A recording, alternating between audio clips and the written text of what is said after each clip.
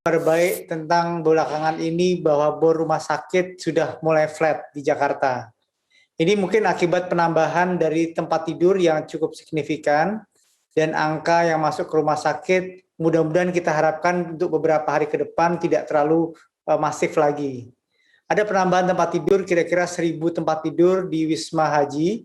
Ini adalah 900 tempat tidur isolasi dan 1.000 dan 100 tempat tidur isolasi. Ini bekerja sama antara Kementerian Kesehatan, Kementerian Agama, kemudian juga dengan BUMN.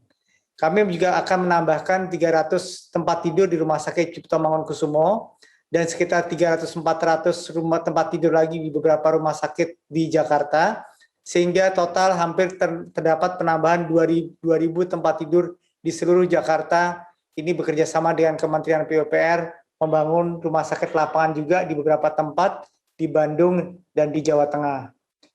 Mengenai oksigen, bahwa kita tahu kebutuhan oksigen harian sebelumnya mencapai sekitar 400 ton per hari. Dengan adanya peningkatan secara eksponensial pada kasus-kasus COVID belakangan ini, maka kebutuhan oksigennya menjadi 5 kali lipat. Tentu ini harus kita antisipasi dengan berbagai macam hal. Dengan bekerja sama dengan Kementerian Perindustrian, kami sudah melakukan rekonversi dari penggunaan industri yang tadinya besar menjadi sekitar 90% digunakan untuk kebutuhan oksigen medis. Sehingga sekarang hanya tinggal 10% lagi kebutuhan yang digunakan untuk kebutuhan industri. Tentu masih ada beberapa kekurangan di sana-sini bahwa distribusi juga memerlukan perhatian dan ini sedang kita lakukan relokasi.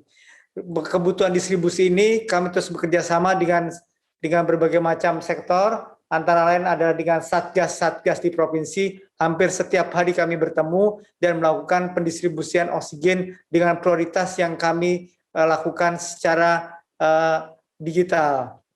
Penambahan oksigen yang tersalurkan secara digital ini sangat membantu, karena itu kami mohon kepada semua rumah sakit untuk mengisi SIRS online oksigen. SIRS online oksigen ini adalah format digital yang digunakan untuk memprediksi berapa kebutuhan oksigen untuk tiap rumah sakit, sehingga kita bisa melakukan distribusi ini secara maksimal dan secara terencana. Sehingga bukan ketika oksigennya habis, baru kemudian rumah sakit berteriak. Jadi ini akan membuat kita menjadi lebih terdistribusi lagi dengan lebih baik lagi. Kemudian juga kita akan menambah sekitar 20-30 ribu oksigen konsentrator. Oksigen konsentrator ini akan mensuplai dengan jumlah sebesar itu kira-kira 600 ton oksigen per hari yang akan dibutuhkan.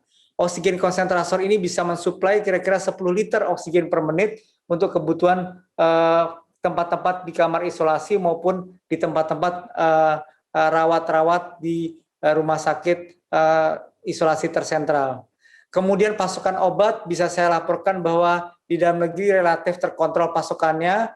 Kami menyadari bahwa ada obat-obat impor yang memang secara global pasokannya sangat ketat, dan obat-obat tersebut antara ada Remdesivir, Actemra, Gamaras, atau IVIG.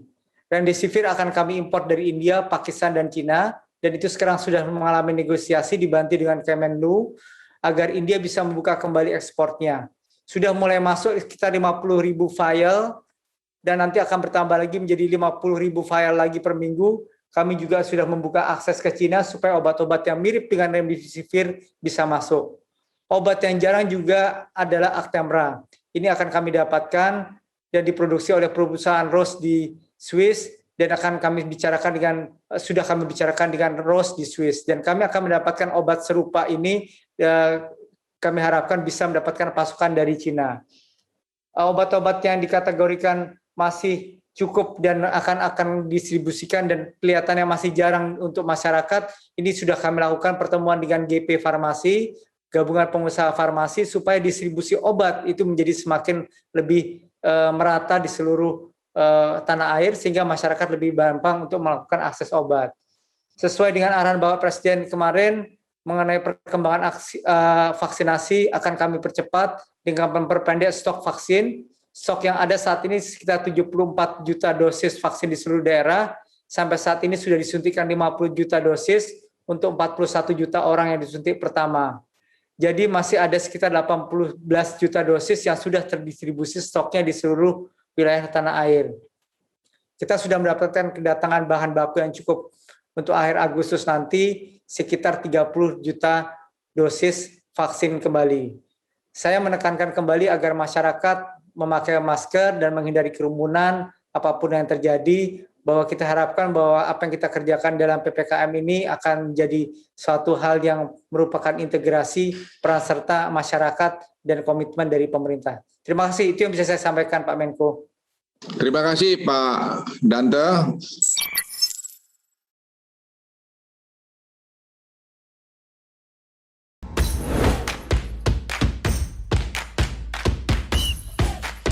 Bubur ayam kalau diaduk-aduk jadi cair. Diaduk kayaknya ya.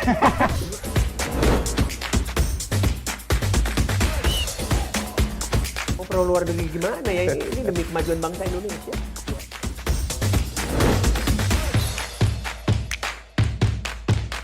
Isu kebangkitan PKI ini dihentikan.